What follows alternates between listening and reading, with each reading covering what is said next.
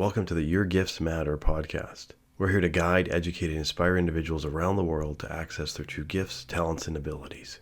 You're going to hear stories from guests that have overcome mental, physical, or emotional challenges, which in turn they embrace these challenges to be able to bring their own uniqueness to life and to be able to do what they love and bring those gifts, talents, and abilities to the world. This podcast is brought to you by the Amazon best-selling book, Engage, Connect, Grow. 52 lessons to guide individuals and corporate teams to the heart of what truly matters to them. This self-guided format is designed to help you get serious about what is really going on in your life and at work. Find it on Amazon today. Welcome, everybody, to this episode of Your Gifts Matter podcast. I'm really happy to have Tammy Johnston from KS Business as our guest today. And Tammy, you have a unique title for your business. The hold your hand and kick your ass business coach. Love that. Yeah, well, my clients called me that, so yeah. Well, they gave you that name, did they? Yeah, they gave me that name, and it's very appropriate. So I went with it. Yeah, and your mission is to drastically improve the success rate of new businesses, which is such a great mission and so needed these days to help more and more businesses thrive. And I know that you're teaching, you're coaching, you're speaking, and doing podcasts as well. And really today, as we like to do in this podcast, is get to know people like yourself. You know, the journey is kind of what we'll start with, is the journey of how you got to where you are, and ultimately there may be somebody listening today that is inspired about what you're doing, and they want to, more. How do they get to be this kick-ass business coach? So. Why don't we start with a little bit about your story and kind of where you started? Well, that's kind of an interesting one, because I've been in business now for over 22 years. Right. But how it actually started was I was fired from a job I absolutely hated, and it turned out to be the best thing that could have ever happened to me, because, like I said, I hated it. I was already interviewing for other jobs. One more week, I would have been moved somewhere else with a bump in pay and title and all that wonderful, but I would have ended up hating that as well. Do you mind if I ask what job that was? My background is financial services. So okay. I've been in financial services for over 30 years now. Yeah. And my job was administration in the background, supporting the agents, training them, helping them with their business, any problems that they had. And I didn't have a problem with the job. I had a problem with the people I was working for, because the moment I got fired, I decided I finally needed to go into sales, like everybody told me I've been needed to for the last few years. And I went, I never have to work for another creepy, incompetent old man again. I'm finally going to start my business. Okay. And I did. And 22 years later, here we are. Right. So there was, it was had to do with the coworkers and the experience you're having there really impacted. I can imagine a lot of people can relate to that. Is, the environment that we work in can really impact how much we thrive in that. Right. So what was the turning point that made you realize, okay, I need to now go to more of a sales role. I need to move on. Well, the fact that it was my fourth company that I was working for, and I'd been building up my knowledge and getting to learn an awful lot more. And I was seeing an awful lot of stuff crossing my desk that I just knew was wrong. And like I said, creepy, incompetent old men. And I'm just going, no, I'm done. And I'd had people telling me I needed to go into sales for years. They said, Tammy, you'd be really good at this. And I was going, I'm young, I'm blonde, I'm female. Yeah, no, not ready for that yet. So when I basically hit almost 30, I went, okay, now it's finally time. Realization hit you that, okay, people were giving you a message to move into sales. And was that something that you were running up against as far as moving into sales? Did you know you could do it right away, or was there anything that you were believing that maybe was getting in the way? Did I know I could do it? Yes. Yeah. I did know I could do it. Did I want to do it? Absolutely not. I'm a major introvert, and when you're in financial services, like, nobody wants to talk to you. I sell life insurance, Aaron. Nobody wants to talk to me. So I had to learn that. And typically when people move into sales, the first thing they always tell you to hit up your friends and family, hit up your friends and family. And I'm going there. No, I am not going to do that. Yeah. I think it's creepy. I think it's gross. So I had to find other ways to market my business so I could grow it. And then I started to get friends and family as clients, but it took me 9 years before Wow. my mother became a client. Wow. Yeah, that's a lot of people I think run into that, is that, yeah, sometimes these, especially the more higher commission sales positions, it's, yeah, go to your network, go to the people you know.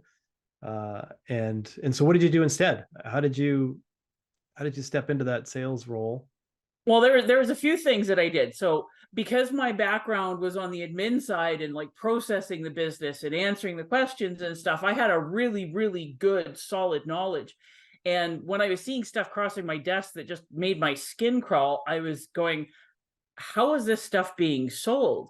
And I started doing a little bit of research and discovered that people know nothing about money or insurance or investments or anything. So they're just being sold stuff. And sometimes they're lucky and they're dealing with a good agent that knows what they're doing and cares about them. And they got good stuff. And sometimes they weren't. And even if they were getting good stuff, like they were only getting a small piece of the puzzle and none of it was connected. So I decided to design my first course, Financial Journeys, and it's everything you need to know about money, think you do, and I guarantee you don't. And so I started doing small community trade shows Nice. and uh, telling people about my course and stuff like that. And I started picking up clients and getting more of them, and people would get to see me, and we marketed very specifically in a geographical area so that people would see us more regularly. And then when we started bringing in clients and they would come to class and see that yes, we did know what we were talking about and they could ask us questions and we looked after everything, we would get their business, and then they'd bring us their family and their friends and their co-workers, and it just grew from there. And I started working with a lot of self-employed small business owners. And when I was going over their personal finance stuff and talking to them, I found that they needed a lot of help with their business Right. because they were technicians. They technically knew how to provide their product or service, but they didn't have the business skills to support it. So I'm going, well, I have a greedy, motivated self-interest to help them with their business because broke people can't afford investments and insurance. And I love business. I've been studying it since I was 7 years old. So I'd start helping them with their business. Like I've hired and fired for clients. I've helped them with their marketing and their systems and their financials and putting them together with advisors and letting them know the difference between cash flow and profit and figuring out who are their good clients and like all of that stuff. And their businesses started to grow. And then they started to refer to me even more small business people that, yes, they wanted the financial help on the personal side, but they wanted help with the business. And so I started doing a lot more of the business stuff. I created my first small business class, like, oh dear God, 19 years ago. And then in 2019, just before the pandemic hit, I split my company into two. So I still have my personal financial planning business, but I split into KSA Business, where I focus on the coaching, consulting, teaching, supporting, loving, handholding, and ass kicking of solopreneurs and small Nice. businesses. It sounds like educating people really was the forefront of what you were, how you help them. Because Huge.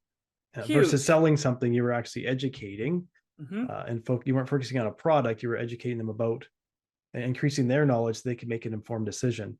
Exactly. You know? And how And did you learn? it started slower, Yeah. like a lot slower than most people that, like I said, just jump in and go after their friends and family. But I'm going, I want to do things differently, and I want to do things in a way that's going to make me feel good about what I'm doing, not icky. Yeah. And like you said, it took a little bit longer, but it's been totally worth it because I make way more money on a much, much smaller client base and love what I do. Because that's not typical of the, especially in the sales industry, as far as focusing on education.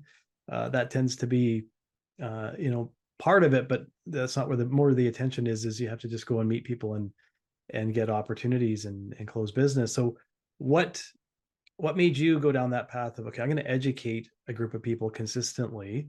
Like, how did you learn that? How did you step into that? Was that always with you, or did you have a mentor that It taught was a you? bit with me, but I was always going back to like, how would I want somebody to work with me? Yeah. Right. Like, I don't want somebody, like, I'm a smart person in my areas of expertise. I'm an idiot and many others, just like everyone else. We have our small area that we know, and the vast majority where we're clueless. But I'm going, if I was going in, how would I want somebody to treat me? And I go, I like to be able to ask questions. I like having my questions answered. I don't like the jargon or the try to bamboozle me with bullshit. Lay it out straight for me, because if you can do that, then I'm going to, it's a lot more likely that I'm going to trust you, because you've earned the trust. So I'm going, and I wanted to have a disruptive influence in the market, because like I said, I trained close to 1,000 agents, and there was like 6 that I would recommend to people I didn't hate, because they actually did their job properly. They knew what they were doing, and they cared. And they were all like that. They cared about doing the job properly. They would spend more time with the clients. They would ask questions of them. They would answer their questions. They would properly explain. There was no high pressure. And I'm going, that's the type of person I want to be if I'm going to go into sales. I don't want to be the bad cliche like Herb Tarlick at WKRP in Cincinnati. Yeah. Yes, definitely. Because had you run into those salespeople yourself?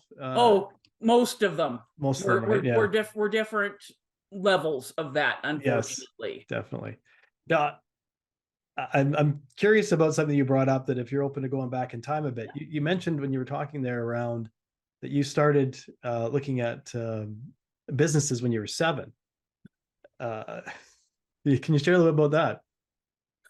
Well, I grew up very, very rural, and everybody was either like a farmer or a truck driver, and that was about it. Some of the moms worked either at the school or the hospital, so that was it. And whenever I would see anything like business and stuff like on TV, I would get so fascinated by it, and I started looking for books about it, which was very challenging where I was. Right. But paying attention to every opportunity that I could. And then when I started hitting high school and stuff and was starting, like, I took any business courses that I possibly could and got more into it, and have been like, I am such a dork that one of my favorite books is The History of Taxes.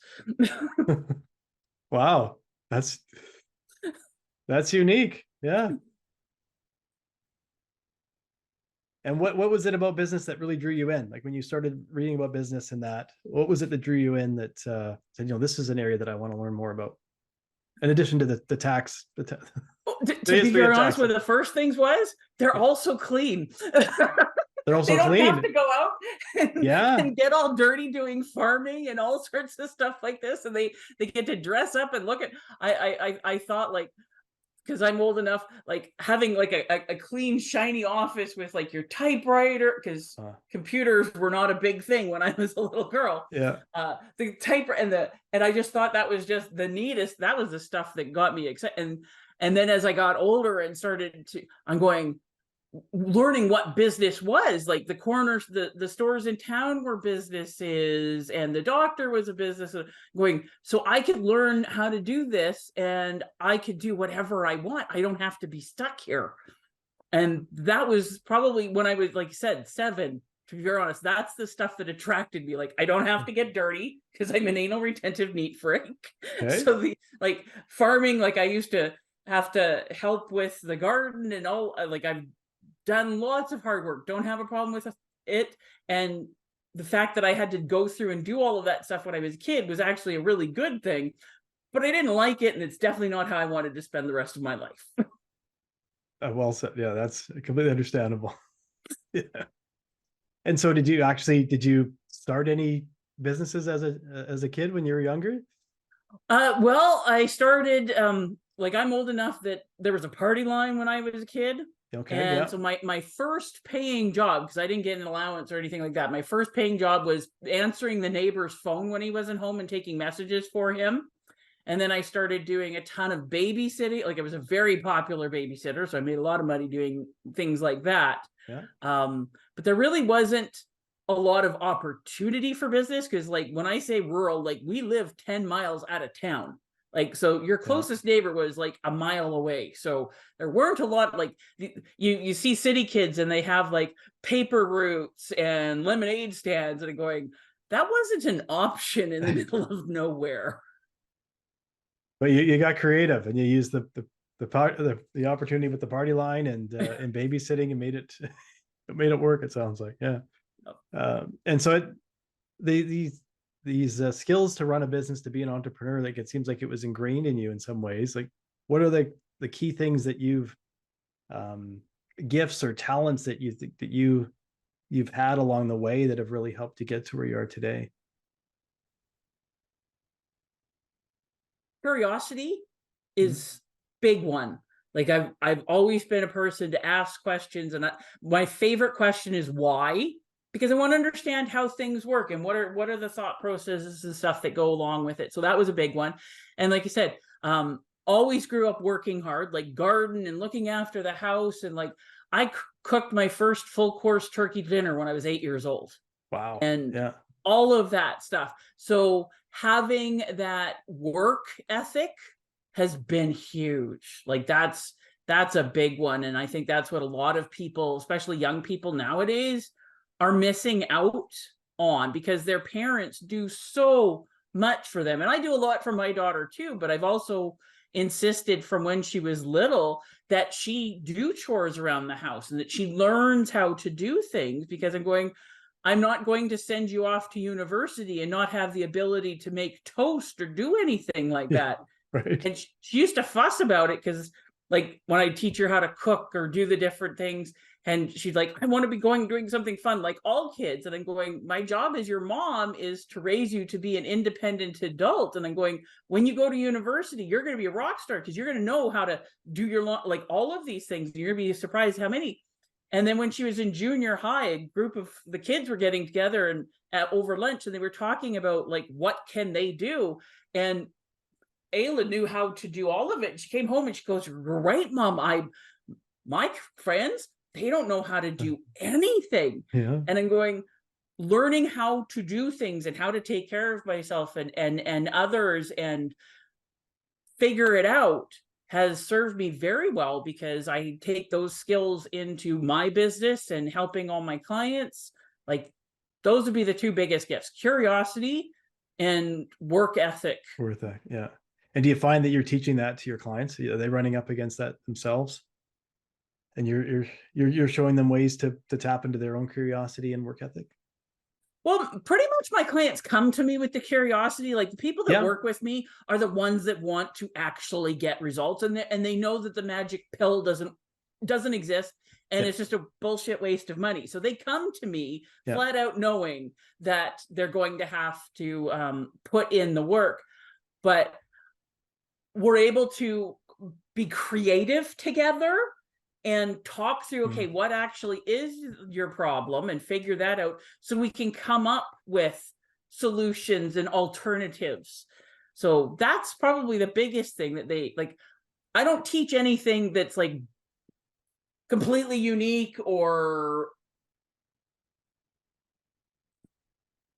all encompassing, or like I said, this is the one secret, because there is no one secret.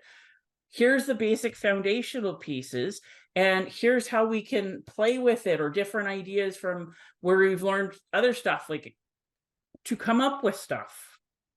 Yeah. And it sounds like customizing it for the individual, depending on where they want to go, what they want to accomplish. Right. And teaching them how to ask the right questions, because one of the things that I found, and so they're focused on the answers. And if you don't ask the right question, you're never going to get the right answer. The most important part is, are you asking the right questions? Right. Yeah. Because if you're just being offered answers, well, an answer that's perfectly fine for me may or may not be perfectly fine for you. Yeah, that's true. That makes a lot of sense. Yeah. And if there's somebody that was listening to our conversation here, and they were like, I want to be doing what Tammy's doing. I want to be helping business owners, inspiring them to, to be greater and to grow in that. Like, what would you say to somebody that wants to step into being a business coach like you, and what do they need to look at focusing on to get there? And Well, that's a very good question. That's a very big question. I'm going to try and bring it down to something small enough that I can properly answer it, because there's all sorts of different business coaches and there's lots of great ones out there. Yeah. And I go, what type of coach do you want to be? So I am not a specialist. I'm a generalist. And I'm all about the foundation. My specialty are the new businesses, like idea stage up to 2 years. Worked with everybody from like idea stage up to I've been successfully running a business for 35 plus years and everything in between. But my specialty is the beginning, where other coaches are like, okay, they're a marketing coach or a messaging coach, or we're going to teach you all about how to put together the best Facebook ads, or we're going to teach you like get really nitty gritty into your financials. Every single one of them has a place, but where do you want to play? And then what do you bring to the table? So if I was going to be hiring you, how are you going to help me? Do you even know what my problems are? So I'd say you need to be curious. You need to have a figure, like where are your strengths? Where are your interests? And are you prepared to continually learn? Because one of the things that I love about what I do is it's impossible to be bored. Like in 22 years, so much stuff has changed, and it's interesting and it's exciting. But I'm constantly learning. I can never shut down on that. Is people just think, okay, I'm going to become a business coach because it's easy and you can make lots of money. Please go find something else, because you're not going to be happy and you're not going to do a good job for your clients. Yeah, it sounds like you bring like it's a passion for you, and that's first and foremost is helping your clients achieve what they want to achieve. It's not you're going to get paid for what you do, but it's not about earning this large sum of money, and that's not the initial reason that you're doing it. I can hear that you're really passionate about helping them, and the fact that you've gone from helping people with their finances to then branching off and helping business owners, it shows that that creativity and that ability to learn. Okay, I've been helping people in this area, but there's also these other businesses that need help. How can I branch off and do that? So that to me speaks to a number of other things that's important to consider when looking at being in a profession like yours, is that open, like you've talked about, being open to learn, being adaptive and creative, and you were helping with financial planning, and like recognize that, hang on a second here, there's another area that I'm actually really passionate about. What sounds like it speaks to when you were 7 around businesses, right? You're back to helping businesses, which was the core of where you came from. So even looking at your past story and things that you were interested as a kid can actually also connect well to where what profession we should consider. Oh, huge, right? Huge. Like what I've seen so many from brilliant people go, what lit you up when you were a little kid? Yeah. And that's a huge indicator of where you should be looking. Like where other kids and stuff wanted, like little girls, we were supposed to want to be actresses and married to billionaires. Screw that. I'd rather be the billionaire. I want to be Bill Gates before Bill Gates existed. And the idea of being an actress, oh dear God, that just sounds painful and tedious. Yeah, so there's some some realistic expectations there, but also I remember doing in high school you do those assessments, and a bus driver came up for me, and I was like, what is this, a bus driver?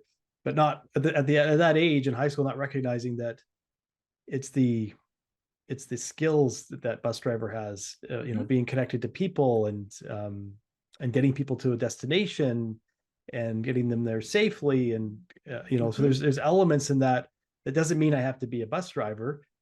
It's just that the profession I'm going into may involve people, which it actually. And for those that do go into being a bus driver or whatever else they do, like we need all of those pieces, and there's nothing wrong with any of it. But No. it's, what is it that excites you? Exactly. What are you passionate about? What's exciting? Yeah. What else? What other lessons would you want to instill on anybody listening to our conversation here? You can do anything within reason that you want.